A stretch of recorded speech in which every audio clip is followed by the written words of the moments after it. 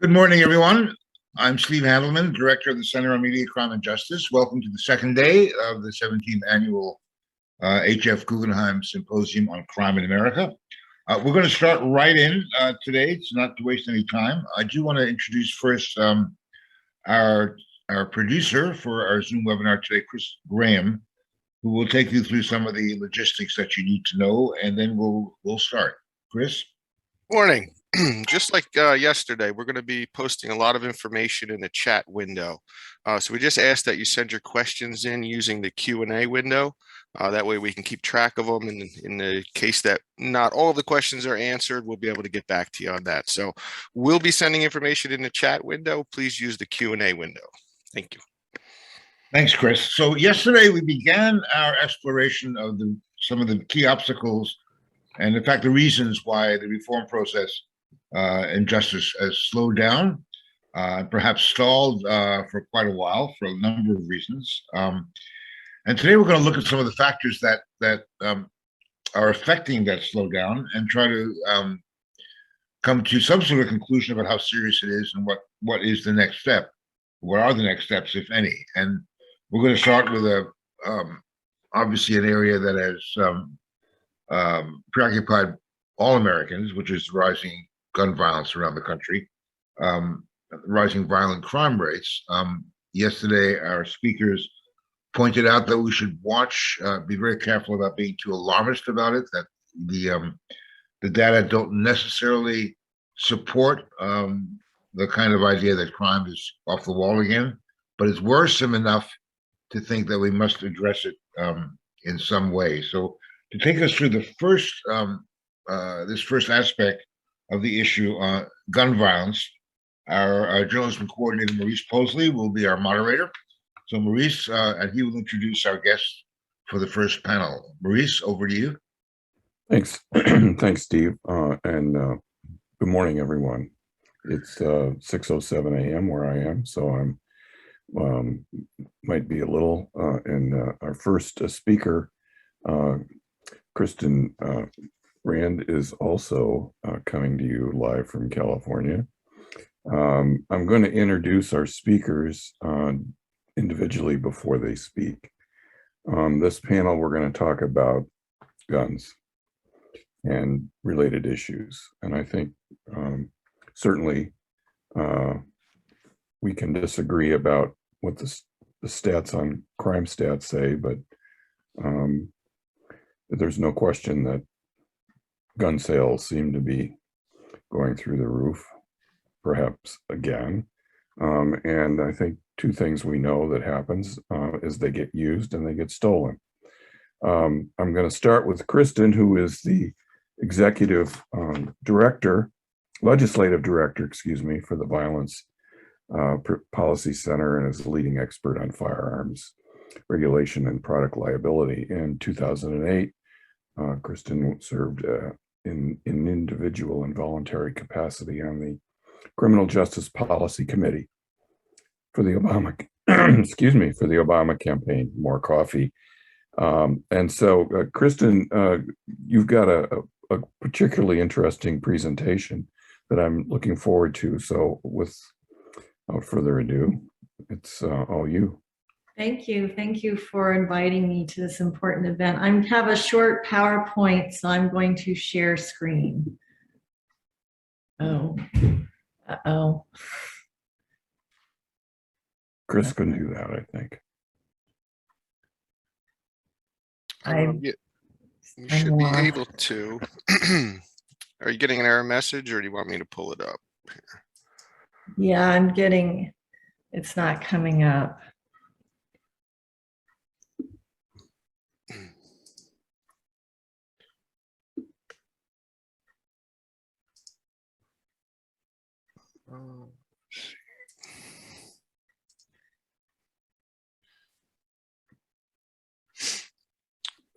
I'm not sure what's going on here.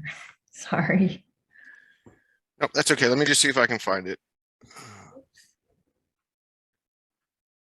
Oh, there you go.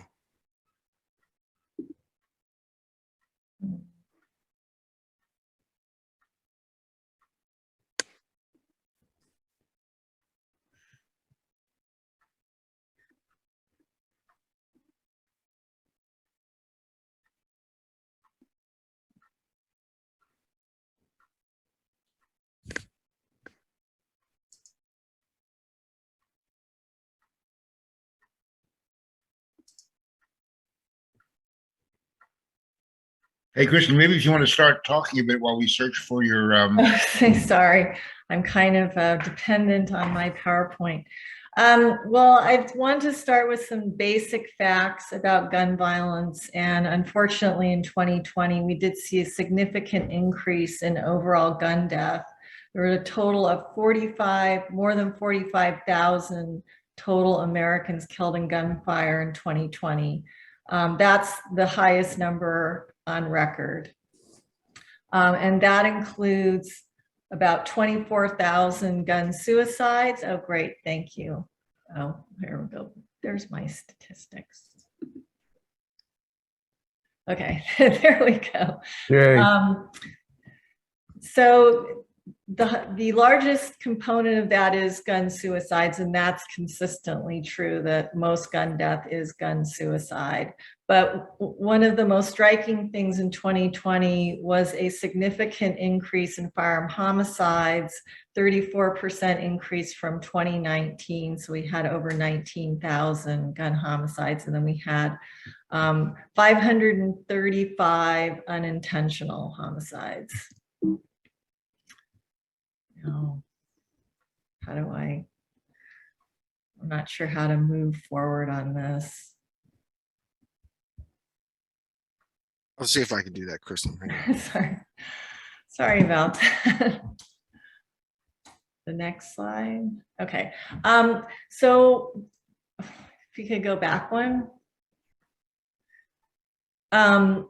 So we have at the Violence Policy Center have spent a lot of time looking at the impact of the expansion of concealed carry permits and concealed carry in general.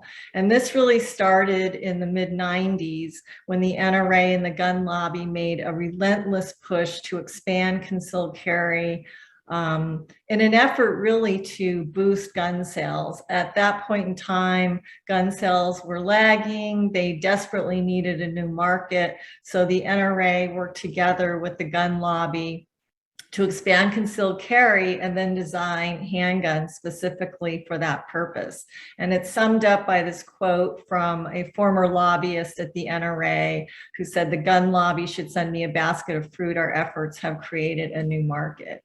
Next slide, please. And this is just some outtakes from a study we did in 2013 looking specifically at how the gun industry markets concealed carry handguns. I mean, since the mid-90s until present, the biggest component of industry profits is concealed carry handguns and then military style assault weapons. So they really have exploited the expansion of concealed carry to every manufacturer has a number of weapons designed specifically for concealed carry. And this is one of a study we did specifically looking at that. Next slide, please. So in 2009, there was an effort to pass legislation to force every state to recognize concealed carry permits issued by any state. So basically what that would have meant is if you have a concealed carry permit from Florida or Nebraska, then California and New York would be forced to recognize those permits, which really would have been a horrendous, done horrendous damage to public safety. So in an effort to help stop that, it actually was an amendment, not a bill, we initiated our Concealed Carry Killers project to try to document the harm that's done by concealed carry permit holders. There's no consistent data collection on crimes or even homicides committed by concealed carry permit holders. So we undertook a project to just try to gather news articles, and then there is some information from some states, but we rely primarily on news reports. And so we have this website, concealedcarrykillers.org, and you can go there and click on any state and see the incidents that we have identified from those states. And I think, you know, for journalists, one interesting point is that we have a lot of incidents from particular states like Florida, where the news media is very attuned to asking law enforcement whether the shooter in a particular incident had a concealed carry permit. So we see a lot of incidents in states like Florida, Ohio, Tennessee, Texas, where the media is tuned into that. And then we don't see as many from some of the more rural states where I think, you know, no one bothers to ask that question. So we've consistently compiled this information into our concealed carry killers database. Next slide, please. And these are the totals in the database today. And this is all since May of 2007, which is sort of an arbitrary cutoff because we were scrambling to try to pull together some information to try to kill that 2009 bill. Anyway, so we have more than 2,000 total people killed by concealed carry killers, and that means in a non-self-defense context. So it does include suicide, it includes homicide, and you'll see from these other numbers, a lot of mass shootings have been committed by people with concealed carry permits, a very large number of murder suicides. And then one of the most shocking things we found is that we found 24 law enforcement officers who've been killed by concealed carry permit holders. And, you know, we find that extremely ironic given the fact that one of the rationales for passing these laws in the first place was that concealed carry permit holders would support police and help law enforcement. Next slide, please.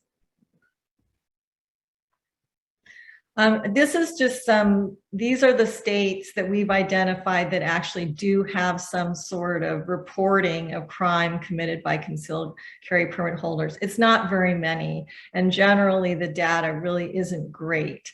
But one thing that jumps out at us is Michigan. They collect information on suicides. And what we have found through our rough calculations is that the suicide rate among Michigan concealed carry permit holders is higher than that among the general population. So that's sort of interesting. Next slide, please. And then academic research does back up what we have found through our sort of anecdotal research. And one of the leading researchers on this is John Donahue at Stanford, and he has found that states with right to carry laws have experienced increases in violent crime since those statutes were enacted. Next slide, please.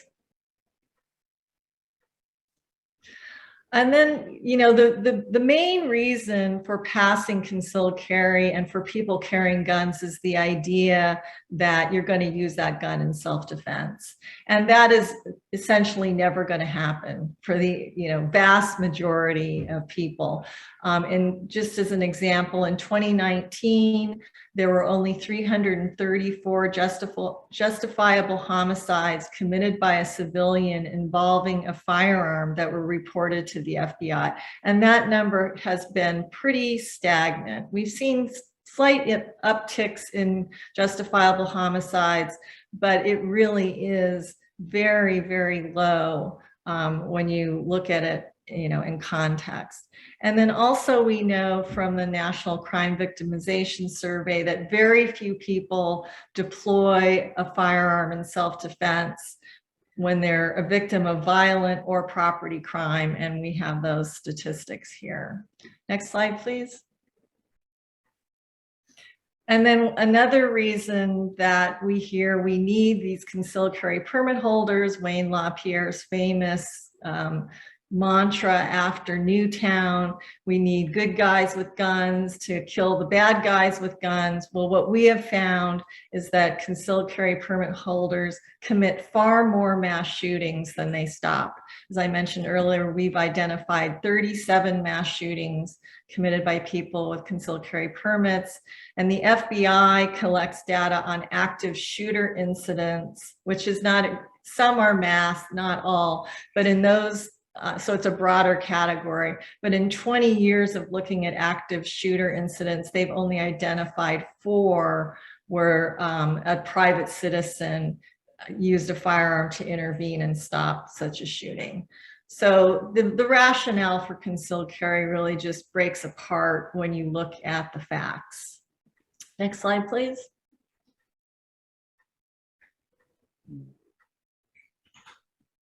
So that's my quick overview of concealed carry. Here's some resources, our main website, bpc.org. I will also mention that we do a lot of work looking at the gun industry in general. So if you have any interest in what the gun industry is up to, we're a great resource for that. And then our concealedcarrykillers.org has all the information that I just presented on concealed carry. So thank you.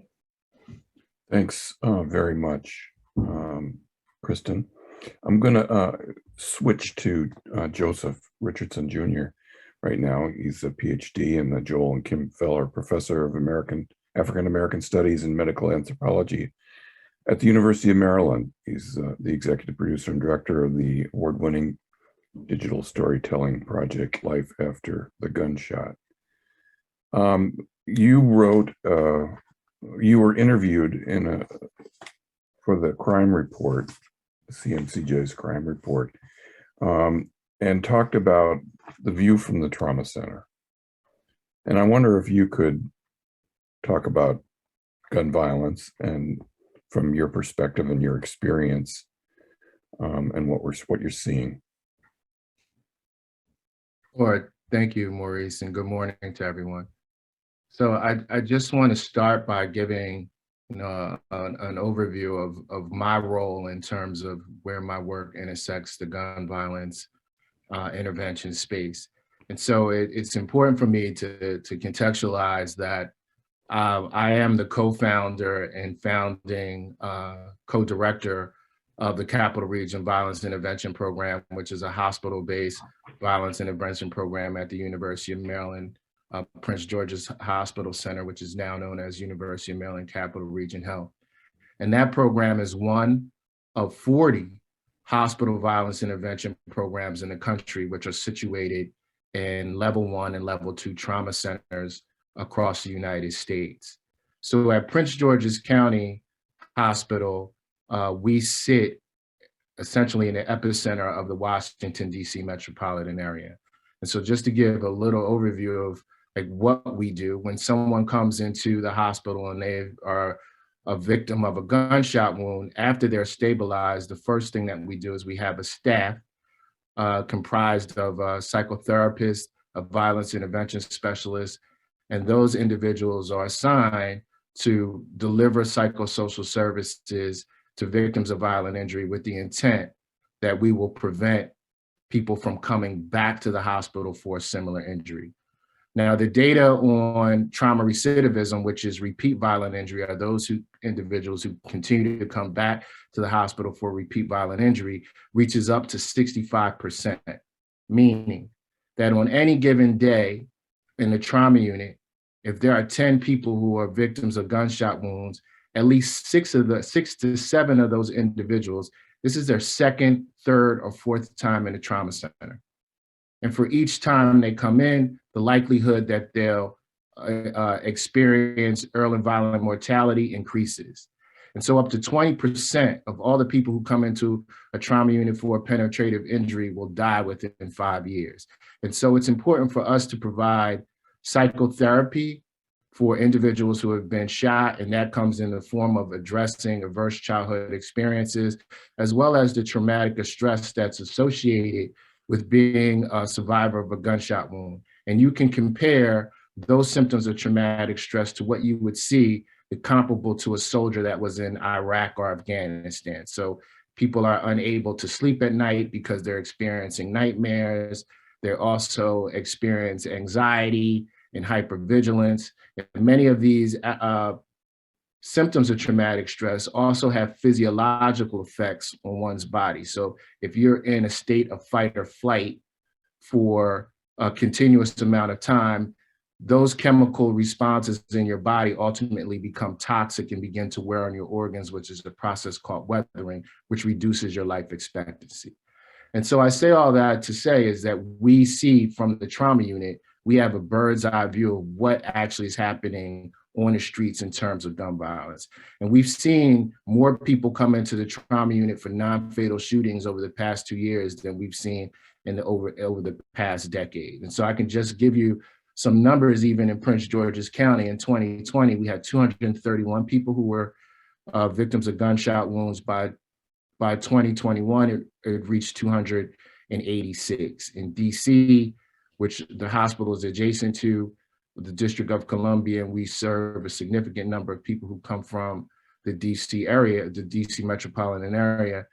Homicides have gone from 198 in 2020 to 226 in 2021. So our job is to prevent people from coming back to the hospital. Unfortunately, HVIPs, many of them do a great job in preventing that. And just from the standpoint of my program, which I directed for 2 years, we had 116 participants. We had one person come back to the hospital for a violent injury. And so I say that because I just mentioned that the trauma recidivism rate could reach 65%. If you do the math of one person out of 116 people, that's a trauma recidivism rate of less than 1%. And we have to think that in certain cases, when someone comes in the hospital, their hospital costs can reach at least $100,000. So not only are we saving lives, we're also saving money. But the problem is that there's not enough funding for the sustainability of hospital violence intervention programs. And so there is an organization called the HAVI, Healing Alliance for Violence Intervention, which is a consortium comprised of those 40 hospital violence intervention programs, as well as community violence intervention programs, Cure Violence and Safe Streets, which are part of this consortium.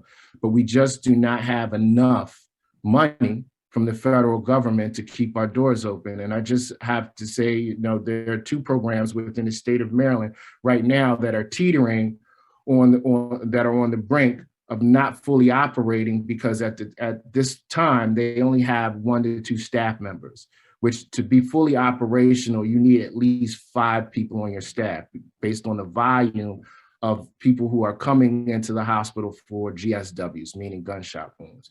And so the Biden administration, we have advocated for the President Biden to release $5 billion to support community violence intervention programs and hospital violence intervention programs. And we're still waiting on that to happen. And then at the state level, we're seeing some HVIPs that are using Medicaid in order to build their programs. And so we need a significant investment that's coming from the state and the federal level to continue the sustainability of these programs. But I want to touch on, as an ethnographer and a medical anthropologist, what I see in terms of what's happening on the ground, because we often hear views of gun violence and the speculative notions of what's happening in terms of gun violence playing out in communities, and that analysis is happening at 30,000 feet. And unfortunately, we don't have enough ethnographers and researchers that are on the ground who are actually speaking to the people who are most affected and most proximal to gun violence in these communities. And I can tell you, just in terms of community violence intervention and HVIPs, is that COVID significantly impacted the ability of violence prevention and intervention efforts to happen on the ground, because people just, violence interrupters weren't able to get out into the communities, and the staffing of HVIPs and CVIs took a tremendous hit during COVID. And so what does that mean for people who are on the street? Well, there are a number of reasons why violence is occurring, and I don't want to pinpoint any specific cause because they're all correlated, but we've heard and we're hearing on a national level that the police have actually taken a lackadaisical approach in terms of the ways that they engage in violence, which has led many citizens that live in urban communities to arm themselves. And just recently in Philadelphia, Mayor Kenny said that he can understand why people are so fearful in Philadelphia, a city that experienced 562 murders last year. And at this time right now, they have more murders than they had at the same time last year. So they may eclipse last year's record, that he can understand why people are scared and fearful because there's so many guns on the street. And to be quite honest, gun retrieval units and gun trace units, as we've seen in Baltimore and Washington, D.C., have often violated the rights of many Black and brown citizens. And so people have a significant distrust in the police department, which in turn, many people are deciding to engage in protecting themselves and not relying on the police. And then we have other issues as the disconnection of young people from schools, social media, which plays a significant role in the way that gun violence moves between a digital space and actual physical space on the street. And then all the other social determinants of health that have been affected in communities during COVID, such as the increased concentration of poverty.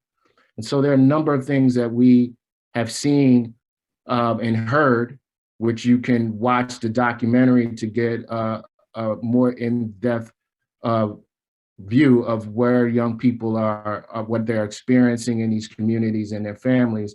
But we need to think about how can we get on the ground to really get the perspectives of individuals who are going through this, because I see so many different analyses that have been said in the media that are coming from people who are actually not involved in that space.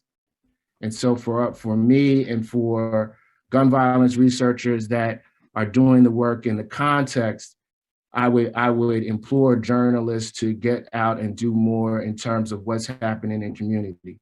And then the last thing, that I would say is I had an article just recently published in The Trace yesterday. And I'm sure many of you are aware of The Trace magazine or website.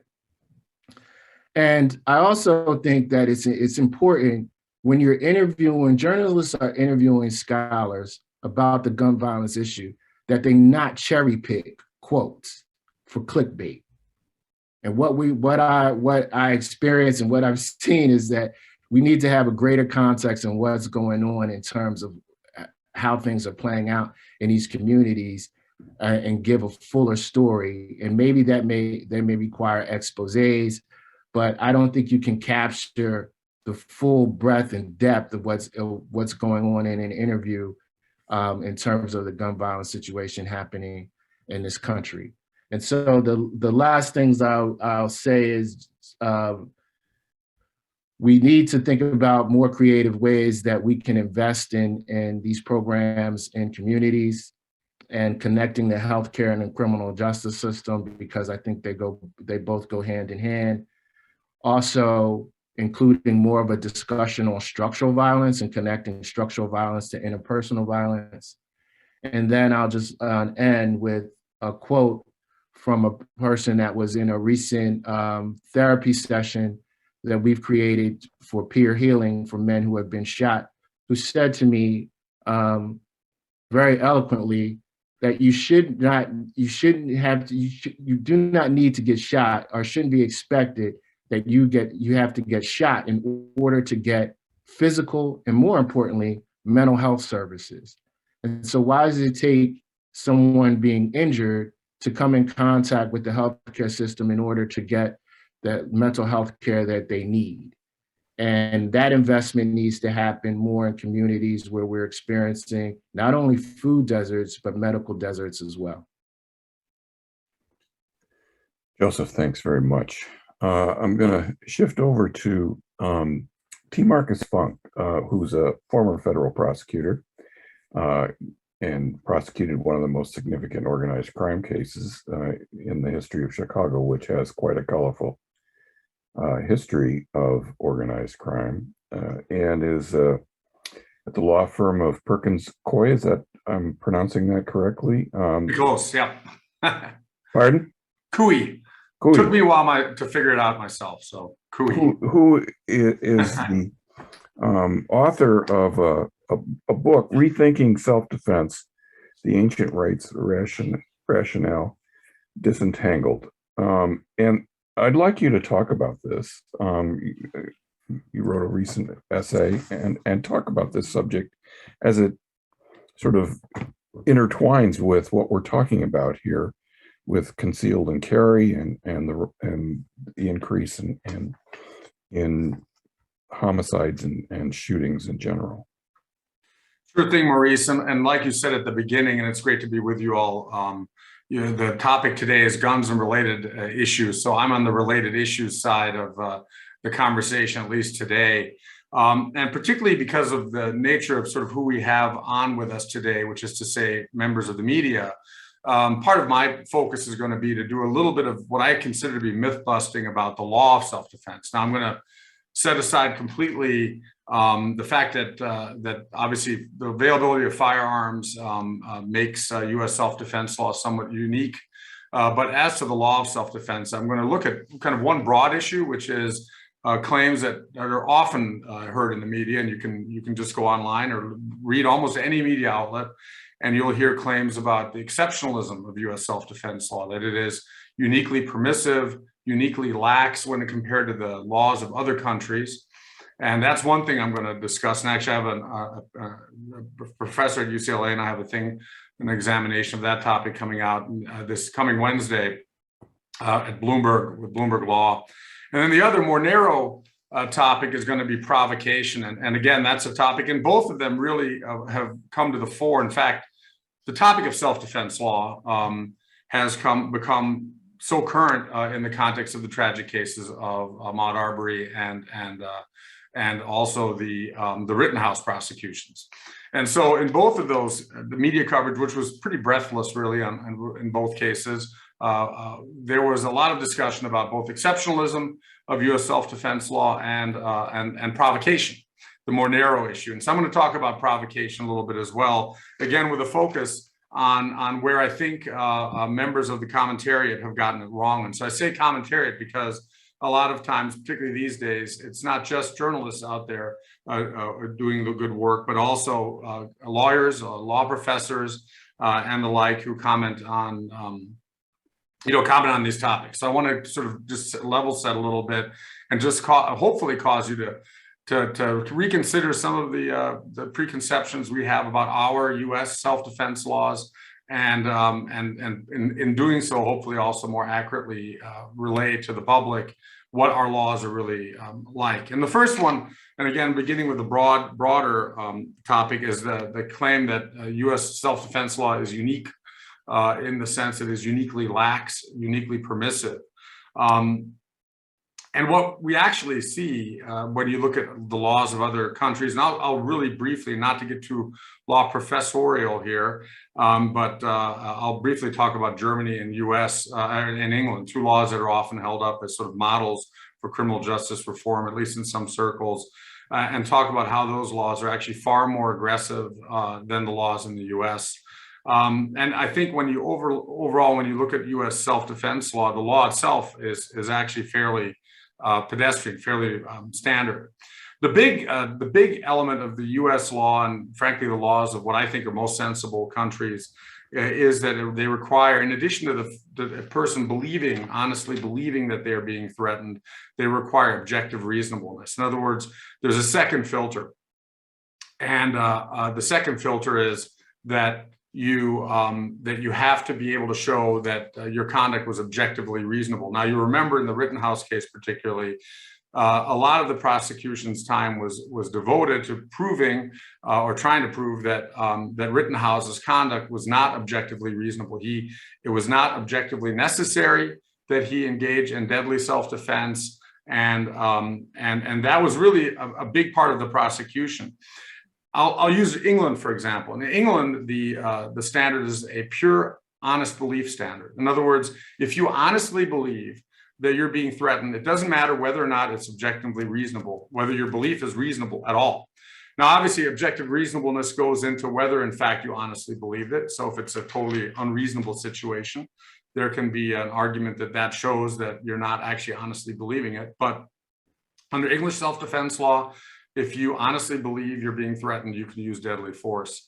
And so thinking of sort of an example, if you imagine you're walking up the street and there's a raucous group soccer fans singing songs and running kind of towards you, an objectively reasonable person would not view that as a threat and wouldn't do anything. In England, if you could prove that you honestly believe these people are going to attack you, no matter how unreasonable and frankly outlandish it is, then you have a complete defense. And you have a complete defense to all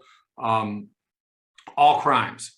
And so that is, for example, a jurisdiction that, in my view, is far too aggressive, far too lax, far too permissive when it comes to when self-defense is authorized. And as Maurice kindly noted, the book that I wrote, which was based on my 20-year-old Oxford PhD dissertation, which I finally managed to wrap up, our thesis, really goes into why there are arguments against allowing honest belief standards, because I do think they're far too lax.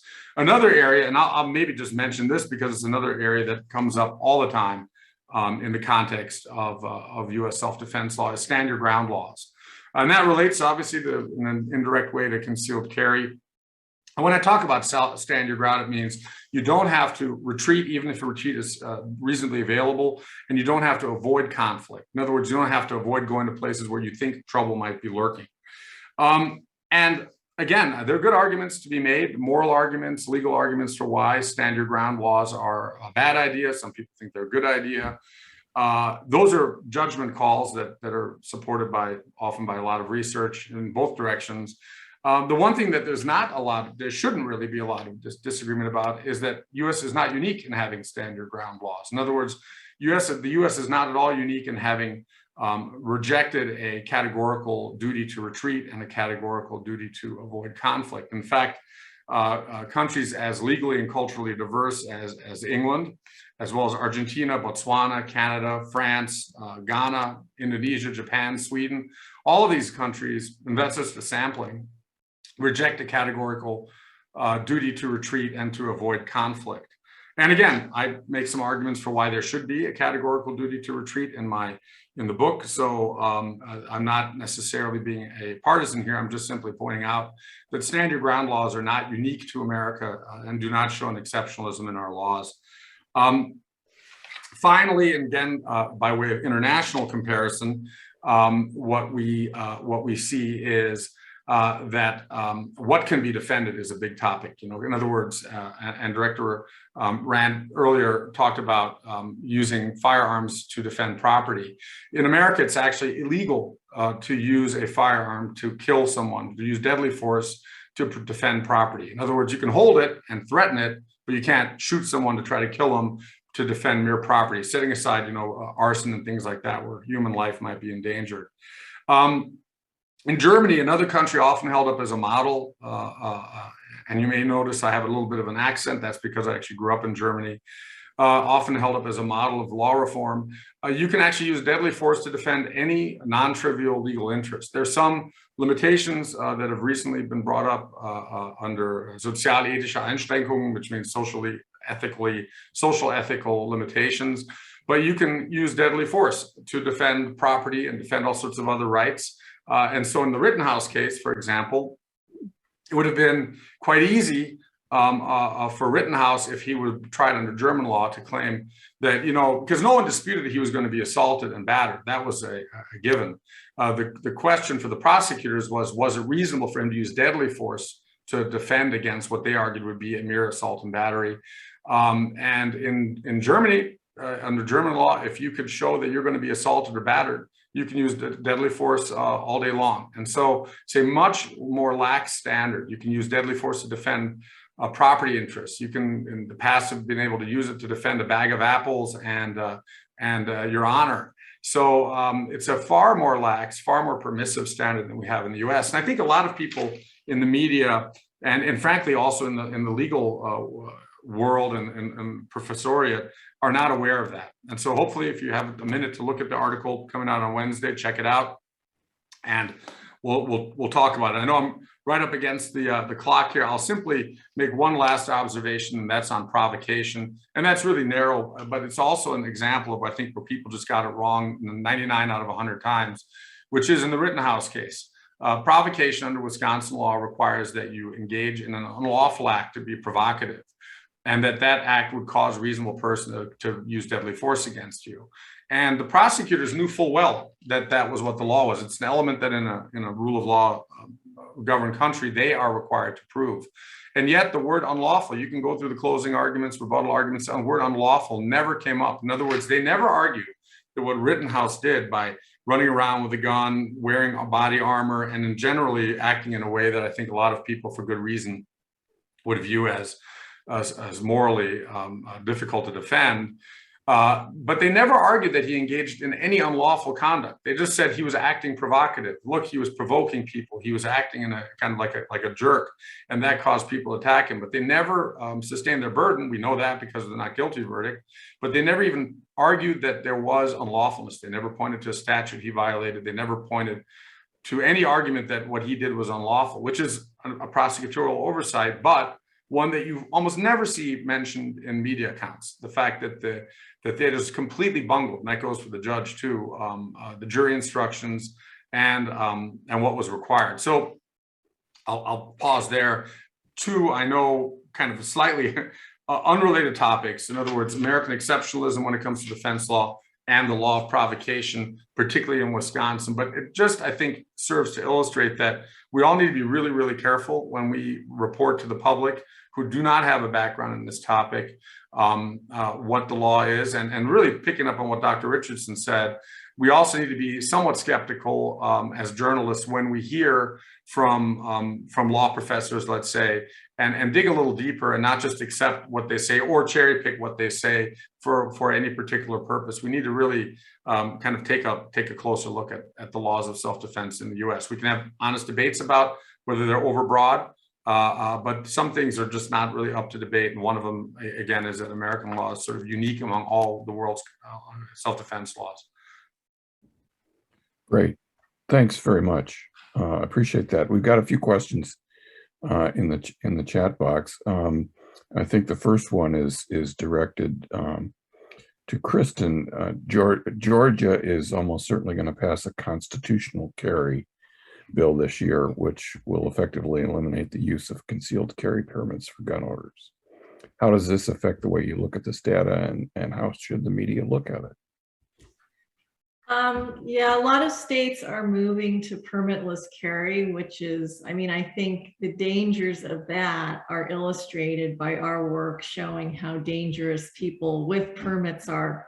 But I think there's still permits available, and if you want to benefit from reciprocity, then in many states you'll still need a permit, where one state will recognize another's permits. But I mean, I actually am not sure about crossing state to state with permitless carry, so that's an open question. But yeah, it really will stymie our efforts as more states go permitless. There's another question that asks, have you done any work studying the quality of the classes for concealed carry permits?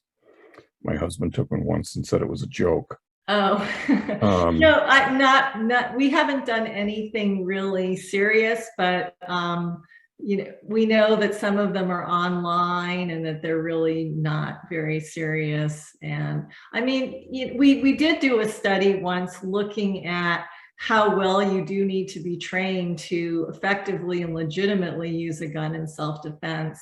And, the idea that any private individual would ever be as well trained as a law enforcement officer. And we know law enforcement officers make horrible mistakes all the time.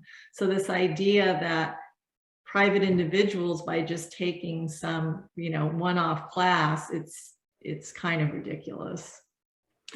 There's a question, I think this is for you, Joseph, where the 40, I think that's referring to the Javi members. Is that what I'm thinking? Is it, where would a journalist find those? I suppose you can find Javi online, and Javi has a website which you can access online. Okay. Markus, I'm thinking of sort of the combination of not just concealed and carry, but just people who have guns in their homes, and how easy it might be to just walk out the door with them or keep it in their car, or and to the extent that what they read about people like Rittenhouse or the fellow that killed someone in a movie theater that just got acquitted, that these incidents sort of fuel their, for lack of a better term, their ignorance about, well, I can just basically use this if anything sort of crosses my path. I mean, how do we deal with that? Yeah, I mean, look, the one of the issues is that every state has their own self-defense law. And frankly, if you ask me what the law on stand your ground was, let's say in Illinois versus Colorado, I couldn't tell you right now what the answer is. I'd have to look it up. And so I think there is a widespread misunderstanding. And frankly, I mean, again, the commentary about American exceptionalism doesn't help, because it gives people the sense that, oh, I can just go out and, I mean, at least some people. I do think pulling a trigger on someone is pulling a trigger of a gun and shooting someone is actually a lot more difficult than the movies make it seem. I think it's actually does require a certain, it's not an easy thing to do. I don't think it's done sort of willy-nilly, but I do think that the misunderstanding and frankly, the overhyping of how purportedly lax US self-defense law is, does lead to people, particularly people who just don't really spend a lot of time thinking about it, to believe that they can use deadly force to defend property. They can use deadly force to, if someone at a bar, kind of pushes them, and it's just not true. And so I think it is a dangerous and kind of it's a tricky area. There's a question here. I think this is, well, you all can decide. Sounds like it's for Kristen, but it says, with the current political discourse, specifically in New York, what connection, if any, have you seen in the proliferation of ghost guns and the uptick in shootings? Oh, ghost guns. Ghost guns are a existential threat to US gun laws. We've seen a massive proliferation of ghost guns, particularly in states with strong gun laws like California. But luckily, the Biden administration has issued a very strong proposed rule that would essentially ban ghost guns, because ghost gun is basically, it's legal for any individual to make their own gun for their own personal use. And there's been a cottage industry that's grown up to provide the parts necessary for that. And so once this rule goes into effect, that proliferation should be pretty much addressed. But right now, ghost guns are a big, big problem. Here's another question. Have you found concealed carry laws, have they had any impact on arrest rates for Black and brown FOID card owners? I don't know of any research on that point. There's been very little research on concealed carry other than researchers like Donahue who are trying to look at the effect on crime rates. But there does need to be a lot more done on its disparate impact on, Black and brown communities, which are, they're just, bear the brunt of gun violence. I think, Steve, do you have a question? Yes, I do. One of the issues related to gun violence and the proliferation of guns is the proliferation of illegal guns, the illicit guns that are being smuggled. The iron pipeline, people call it, from states where guns are more easy to get than to places which have some gun control laws. And I wonder whether each of you or any of you can talk a little bit about the growing danger, if you see it, of these illicit gun trafficking, how it can be stopped, and whether that's a key factor in the kind of violence we're seeing. Maybe Professor Richardson, you might start with that, since you see it, in a daily situation in the hospital. Yes, I would say that I think we need to move further upstream in terms of how we address the manufacturers of guns. I honestly don't believe that if we engage, and we've seen the effects of the negative effects of it in Black and brown communities, and particularly now that Mayor Eric Adams has plans to bring back the anti-crime unit in New York City, which was responsible for violating the rights of many low-income Black and brown New Yorkers through stop and frisk and illegal searches. I don't really see that these gun trace units, at least in New York City, Washington, DC, and Baltimore, where they've been very ineffective, that will stop the flow of guns. And I think it's kind of analogous to what we saw in the war on drugs. We haven't been able to stop the flow of drugs into communities across America. And I don't think we're going to be able to stop the flow of guns into communities across America unless we move further upstream. And so just the law enforcement within many inner city communities, in my opinion, is just not enough. Markus? If I can maybe offer a kind of building on what Dr. Richardson said, when I was a prosecutor, one of the cases that's more memorable to me is essentially a white supremacist in Mississippi who would sell a Chicago street gang would bring crack down to Mississippi, would sell it on the streets, would take the money, buy guns from this white supremacist who not only didn't care, but was actually quite pleased about the misuse of firearms in Chicago because of who often was shot with those guns. And he would then sell them firearms. They'd bring them up to Chicago and they'd repeat this cycle. And I think one of the parts of the conversation that always has to be, and this is where I say, building on what Dr. Richardson said, that always has to be part of the conversation is prosecution. In Chicago, where at least when I was a prosecutor, it was a felony to have a firearm, a handgun. There were a tremendous amount of arrests, and we would meet with the state prosecutors periodically to talk about who they arrested with firearms, to then discuss which case to take federal. And they were, and I'll just put it very broadly, and frankly, Lori Lightfoot's a former colleague of mine and knows what she's doing when it comes to firearms and prosecution, but there still has not been a robust effort to prosecute illegal use of firearms by felons, legal carry in the way that you'd expect. In other words, people are picked up. And again, there are a lot of arguments to be made about and I've seen them. We've had issues with false claims that individuals are carrying firearms when we could prove that the police were not telling the truth.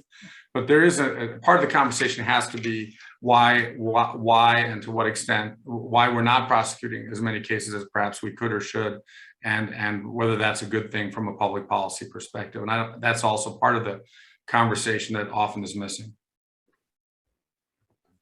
We got 2 minutes.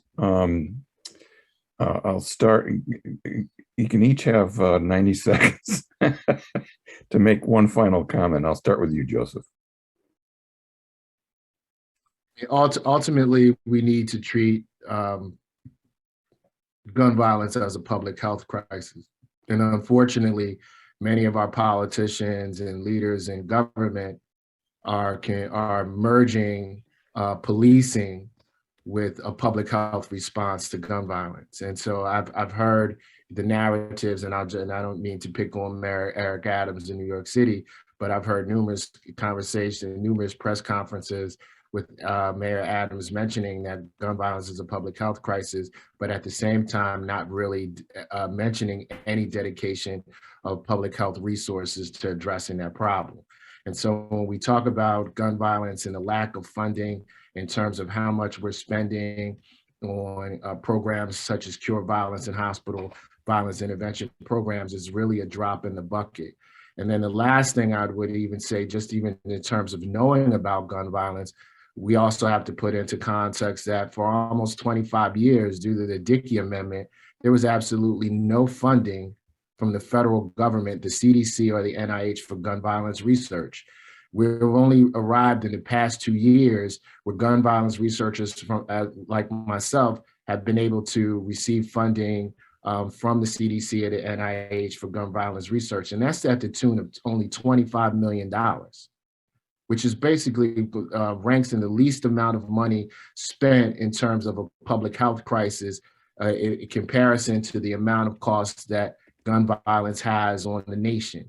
And so we also have to increase the data on gun violence and understanding what these issues are, whether it's from a quantitative or qualitative standpoint, the investment in gun violence research, as well as the investment in a public health approach in gun violence interventions. I've been informed that my schedule got a misprint in it, and so we actually have much more time. And so I'm going to turn to Kristen for a minute and talk about, do you keep stats on just gun sales in total, as a, and you talked about concealed and carry, but obviously there's also just people who what I want to say is the proliferation of guns, that the sales have gone up, not just because of concealed and carry, but I think that there's an element of fear out there that gets ratcheted up by, some is real and some of it is imagined, fears of violence.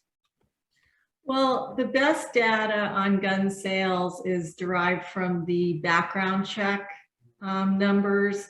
So, any gun sold by a gun dealer is subject to a background check. And that's basically what is available to determine how many gun sales are. But it's not exact, because the NICS checks are also used to do checks for concealed carry permits. It can include used guns. It can just include other types of transfers.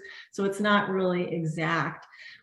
This really is a main point that a major problem in this entire issue is we really need much better data. We have very little data on how many guns are manufactured, what types of guns are manufactured. We can't tell how many assault rifles are manufactured because the way the manufacturers report is not detailed enough to pull that sort of information out. We don't have as much data as we should on the circumstances of homicides and suicides. I mean, we just need much better data. And, I agree with the comment that we need to come at this from a public health standpoint. And the foundation for good public health, effective solutions is good data. We need much better data. And I also think we really need to look upstream at the industry. The gun industry is getting a free ride. Their role in driving gun violence has not been explored the way it should be. They're entirely exempt from federal health and safety regulation. They have some protection from civil liability.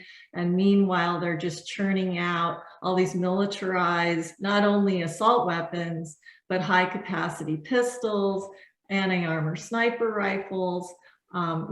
Anyone with a clean record can build their own army in this country. And that's entirely because of the unregulated gun industry. Well, that's a scary thought. I'd like to ask Markus a couple questions. Can you talk about what you think the potential impact on the Remington Sandy Hook settlement, and whether some people are saying it might be the first kind of chink in the armor of gun manufacturers?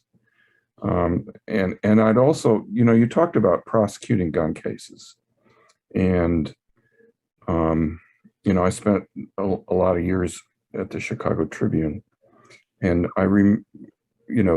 there have been periods of time where it was, let's get guns off the streets. And so the idea was, the police didn't necessarily care about the prosecution. They just wanted, people got, merits for how many guns they could collect on the streets and that sort of thing.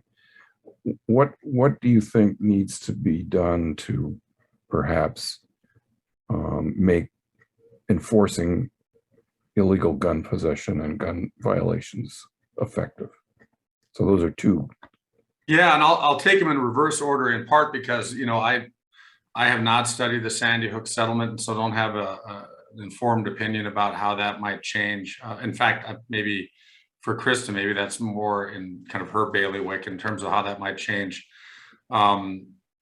sort of the relationship with gun manufacturers. I'll address, and actually, I mean, one of the things that Dr. Richardson said, which is so right, is there's a lot more to preventing gun violence than just arrests and prosecutions. Right? There's so much more to it that we don't have time to talk about in totality. But I think part of it is kind of a commitment. You know, in the Chicago U.S. Attorney's Office, the federal prosecutors, there are, you know, at any point in time, about 120 federal prosecutors in Chicago. And for the whole Northern District of Illinois, there are some 900 state prosecutors just in Cook County, right? And they handle all the general cases, criminal cases, and sort of in waves. I use Chicago only because it's the example I'm most familiar with, but this is true, I think, for most big cities. There are waves of effort, both on the mayoral level and on the federal, the U.S. attorney level, of combating street crime and gun violence, which are intertwined and inseparable in the big cities. And so we have gang and gun units that basically do what the state prosecutors do, with obviously, in a way, more resources because the federal government, but also more limited resources in terms of the number of people. And so therefore, other kinds of cases get deprioritized. And I think, you know, using that cherry picking term, but in a different context, what the federal government does in almost every big city is they cherry pick arrests by the state authorities to determine, you know, if there's a particular high-ranking gang member that the feds believe is involved in broader crime but haven't been able to arrest yet, they will use gun charges as a sort of almost like a proxy or a method of convicting that person. And but a lot of these state cases, I mean, you know, the arrest records are huge, with the number of convictions and prosecutions very minimal. That has a lot to do with distrust of state police, or like in Chicago police by the jurors. It has a lot to do with limited resources. But I think if we want to take the topic seriously, we have to start with taking the role of the prosecutor seriously, and frankly, more importantly, taking the role of how do we get here? That's the broader part of the conversation. By the time you arrest someone with a gun who's a gang member, in many ways is pretty far down the road to trying to prevent gun violence. So my personal view is that we just have to invest a lot more resources in gun violence prevention at a more rudimentary grassroots level. But once we get to the point of catching people with firearms on the streets when it's a felony already, which has been in Chicago for as long as I've been alive, then we need to prosecute those cases. And then we need more resources to do that. And it's a very complicated and very, frankly, challenging question, because then we have the conversation about over-incarceration, over-prosecution. And so those things all play against each other. And it's more than we have, unfortunately, time for today. That's my way of not answering that part of the question, because it's just impossible. I'm sure my co-panelists might have opinions about that. Kristen, I'll lob that to you, and then to Joseph. But also, do you have any thoughts on the Sandy Hook? Yes, I think Sandy Hook is an extremely important development. First, in identifying an exception to the Protection of Lawful Commerce in Arms Act, in that the Connecticut Unfair Business Practices Law was determined to be an exemption to PLACA. And there are many other states that have similar statutes, and states can pass statutes like that to get out from under PLACA.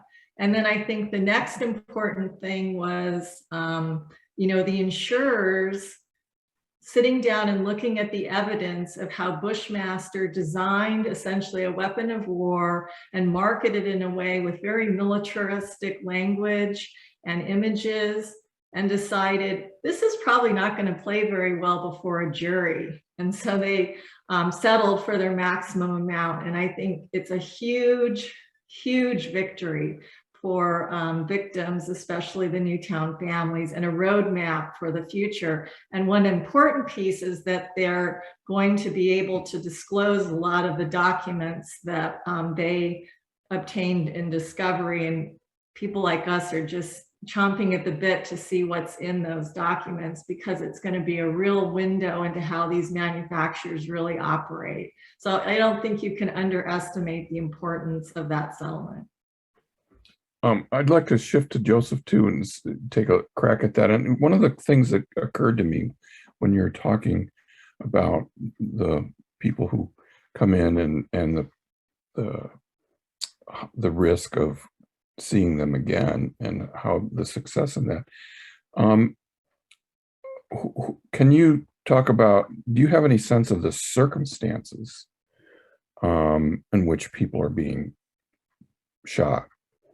I mean, are these people who are it gang warfare? Is it people who are being robbed? Is it, do you have a sense of that? So I think it's across the board. There are a lot of incidents that we see where they're interpersonal arguments and disagreements where a person has a gun, there's an argument and the argument goes from 0 to 100 very quickly and escalates, and then someone ends up shot. Many of the times people know each other. What we see with younger people is, again, and just in terms of social media, much of this is playing out on social media and also even playing out in music.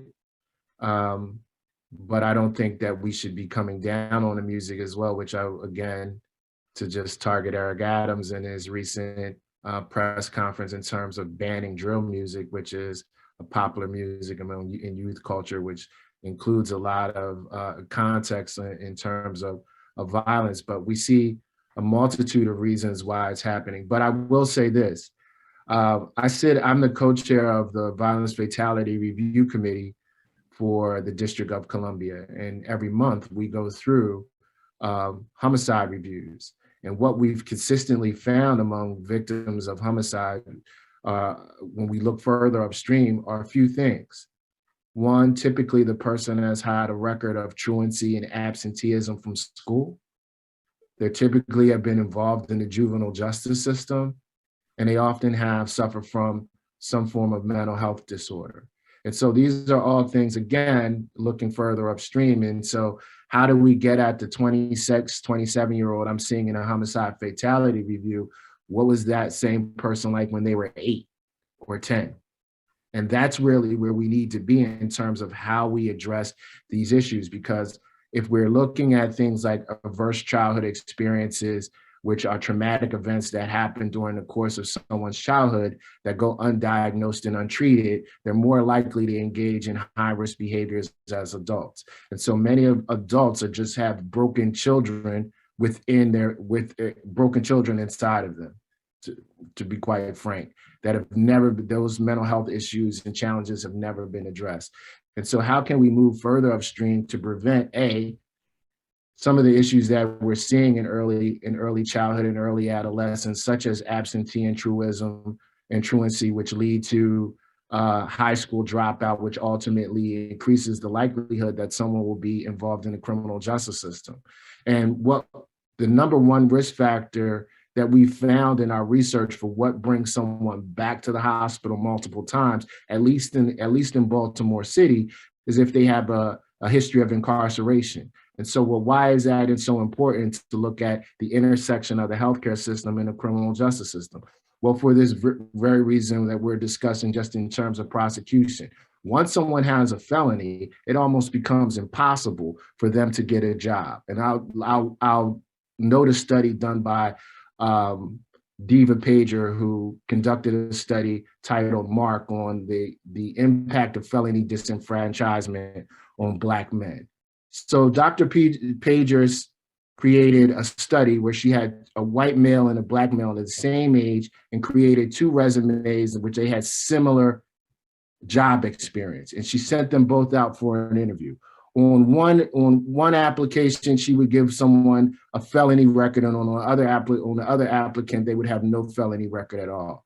And what she found was, in the end, is that white men who had a felony record had a greater likelihood of getting a call back for a job than a Black male with no record at all, which essentially is saying that Black men, being Black and being male is equivalent to having a felony.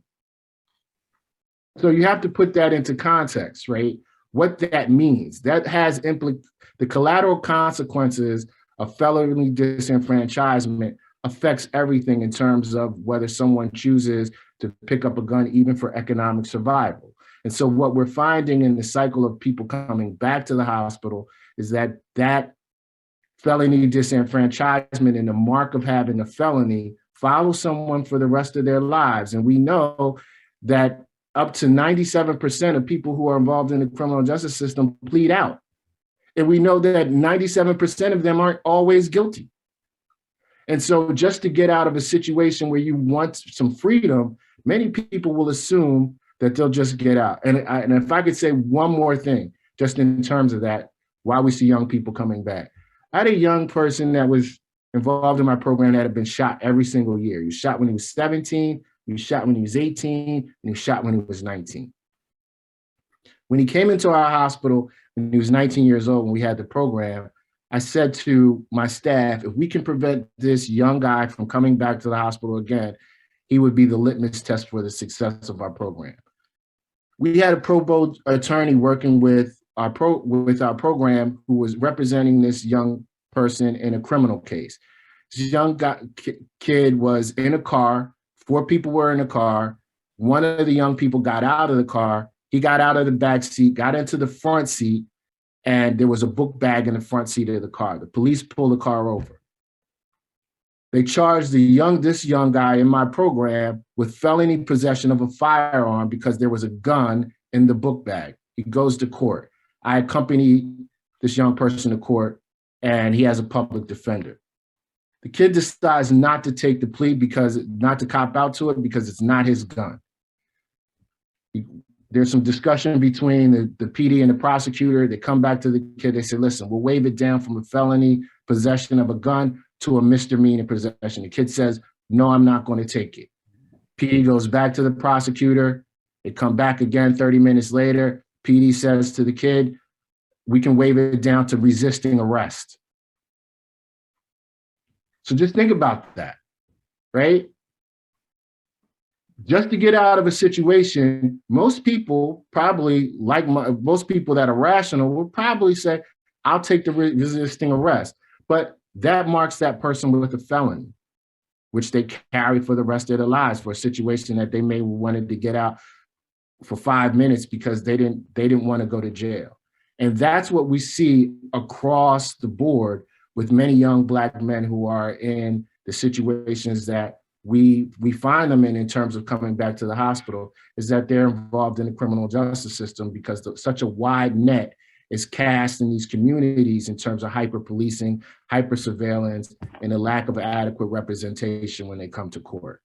And so that felony follows them for the rest of their lives and has major implications on getting a job, getting housing, getting public assistance, getting a Pell Grant in terms of you can't get a student loan. So all of these things have collateral consequences in terms of the criminal justice system. We need to acknowledge that. That's very, very important. We have 2 questions from our journalists, and I'd like to pose them. Anyone have any insights on whether the prosecution of those Michigan parents for involuntary manslaughter in the school shooting there might lead to more states or perhaps federal government setting gun storage standards? Anybody want to take a crack at that? Well, I would just make the observation that I don't think the problem there was gun storage, or the parents were, bragging about the kid having access to the gun. And we see that way too often in some mass shooting situations where the parents are the ones who provide the access to children, many times children with, Newtown was that example. Adam Lanza had severe mental health challenges, and one of his mother's responses was to give him access to multiple firearms. So I think it's a much bigger problem than just thinking that, parents just lock up their guns. And, we had an incident here. I'm in Redondo Beach, and we had a local incident where a 12-year-old accessed his father's gun, which was locked up, and committed suicide a block down from our house. So, it's a lot bigger issue than just storage. There's a question here that says there's been a lot of discussion in Philadelphia about the best ways to evaluate violence prevention initiatives, particularly as the city has begun offering grants to a wide array of programs with different approaches. This is Chris Palmer with the Inquirer. I'm curious if any panelists have thoughts on what measures or metrics are important in this kind of work. I would say it's contingent on the program, and you have hospital violence intervention programs where the commonly used metric is trauma recidivism. Did you prevent this person from coming back to the hospital again? And then the second metric would be, did you prevent them from engaging in a new offense in criminal recidivism? But there are also other metrics if you were to do an evaluation of hospital violence intervention programs that we haven't acknowledged, like just people remaining engaged in therapy, right? That's a metric that we should use. But in terms of, community violence intervention programs, which violence interrupters, the metric is, have shootings gone down? But one of the problems just in terms of all the work across the board with violence intervention and prevention programs is that there just hasn't been enough evaluation of the programs across the board to determine whether they work. So we don't really know what works and what doesn't work, because the evaluations that we've done up to this point, there have been mixed findings. And so with some evaluations of programs that we've seen very positive effects, some we've seen no effect at all. And then in certain situations, we've seen negative effects. But we also have a really small sample size in terms of the programs that we've evaluated. And again, I think this dovetails on the point that I made earlier in terms of the lack of research funding for gun violence research. We don't have enough data to really make informed decisions about these programs in terms of what works and what doesn't work. And what we find is that in a panacea, city governments are often rolling out and replicating programs without having a clear understanding of whether the programs they're replicating actually work or not. And it seems to be a very knee-jerk response that we should just invest more money in violence intervention and prevention without really understanding what programs are effective and what about those programs make them effective. I have a question for Markus, and that is, we have all these states, and it seems as if, you're talking about stand your ground and there's castle doctrine and all that sort of stuff, that we have all different, that it's almost a patchwork. Is there some sort of national legislative fix for this that is warranted, or what's your suggestion on something like that? Yeah, I mean, Maurice, to some extent, the Constitution sort of prevents a legislative fix of having states that each have their own laws on different matters. The one, I mean, a sort of leveling mechanism has been, for example, federal gun laws, right? If you, and to get the federal jurisdiction, you have to prove that a particular firearm, part of it was manufactured outside of the state in which you are, which is pretty easy to do by and large. Or that the metal was, or the ore came from a state outside, or a state other than, like, let's say, Illinois.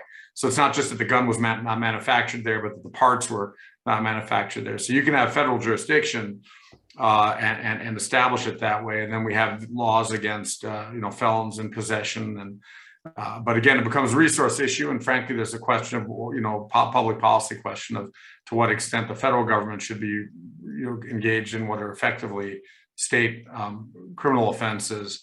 But it is a challenge. I mean, the fact that we have all these different laws, and like I said earlier, I mean, I've spent a good part of my career studying, writing about self-defense laws, and if pressed, I'd still have to look up what the laws are in each individual state, because they're all so unique and they all have their own little nuances, which is a challenge, but it's, I don't think, one that can be bridged by federal intervention.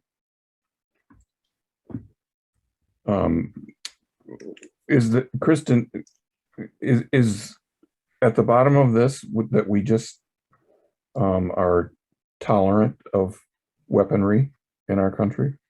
Yes, I think that's a big part of the problem. I mean, I think what's frustrating for us is if you look to other countries that have grappled with issues like, mass shootings, like in Great Britain and Australia, where they took swift action, which if we had done that decades ago, if the impetus had even just been mass shootings to get the gun industry under control. That's, I think, one of the main parts of the problem that we see is a truly out of control gun industry that just relentlessly innovates for lethality.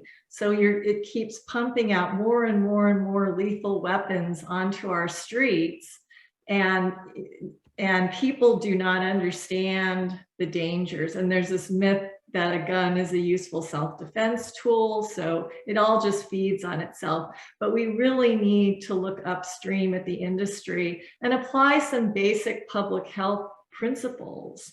And I think from our perspective, that's an important component.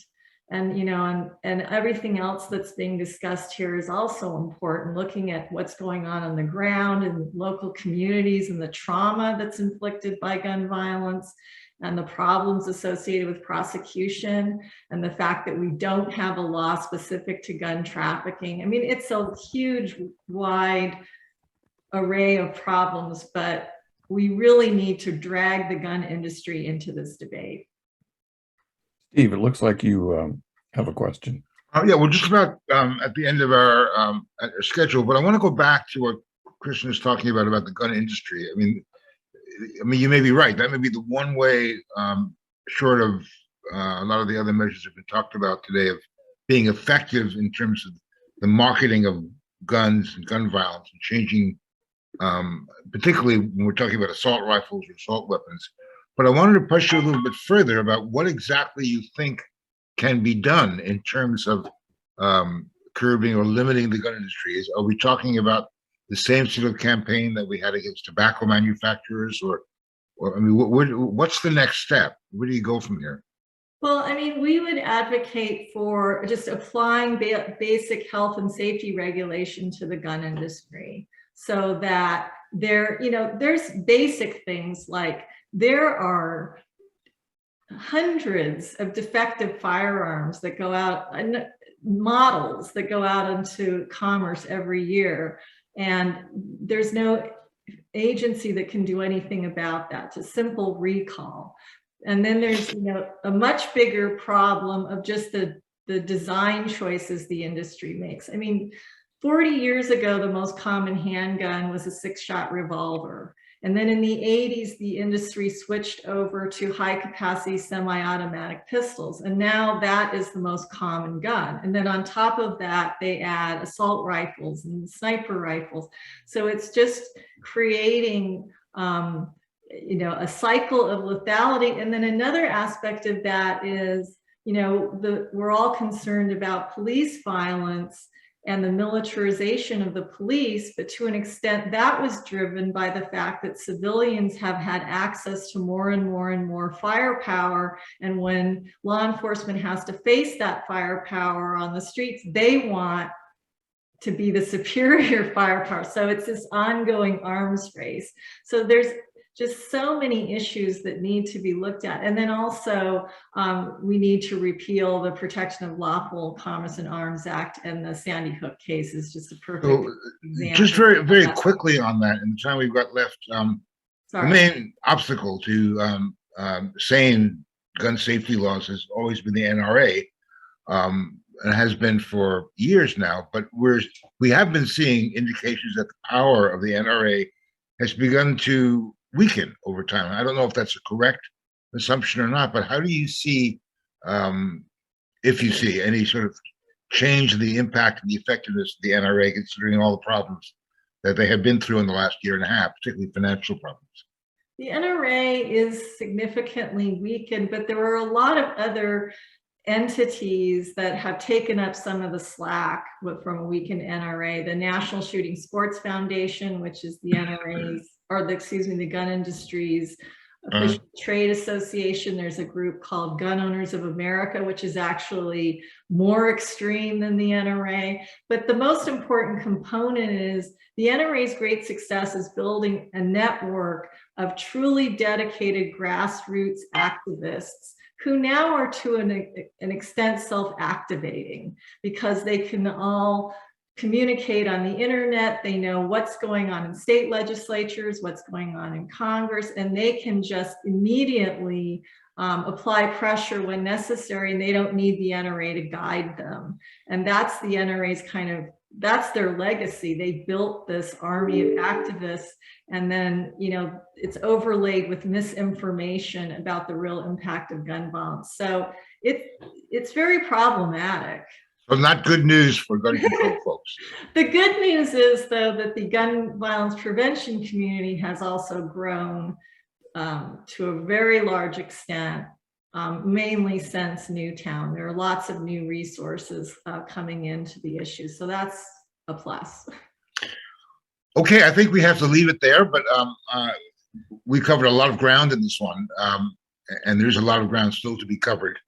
But I want to thank all of our panelists for the time they gave us today, and thank our moderator, Maurice. And I hope you will stay with us for the rest of the day. We will be going next into a panel discussing the police and police reform, which has also a relationship with gun violence and crime. So I hope you'll stay for that. But thank you very much, and we'll take a 10-minute break. Thanks, Joseph, Kristen, and Markus, very much. Thank you. Thank you. Thank you.